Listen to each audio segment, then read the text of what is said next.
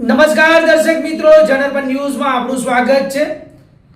હું છું આપણો મિત્ર કંચન પરમાર। આવો સાંભળીએ આજના મુખ્ય સમાચાર। ઉનાળાની બળબડતી ગરમીમાં સર્જાઈ કરુણાંતિકા। મિત્રો આવ્યા હતા। સહેલાણીએ ગરમીથી બચવા નહાવા પડ્યા અને બની દુર્ઘટના। કોટના પાસે આવેલ મહીસાગર નદીમાં 2 યુવકો ડૂબતા નિપજ્યું કરુણ મોત। વડોદરાથી 9 જેટલા યુવકો કોટના બીચ ખાતે ગરમીથી બચવા ગયા હતા નહાવા। આ સ્થળ વિસ્તારના લોકો માટે ફરવાનું માનીતું સ્થળ। 9 પૈકી 5 જેટલા યુવકો નદીના ઊંડા પાણીમાં થયા હતા ગરકાવ, જેમાં 3 યુવકોનું થયો બચાવ, જ્યારે 2 કનભાગી યુવકોનું થયું મૃત્યુ। ઘટનાની જાણ વડીવાડી ફાયર બ્રિગેડને કરાતા ફાયરની ટીમ પહોંચી ઘટના સ્થળે। ભારે જહેમત બાદ નદીમાં ડૂબેલા 2 યુવકોનો મૃતદેહ કાઢ્યો બહાર।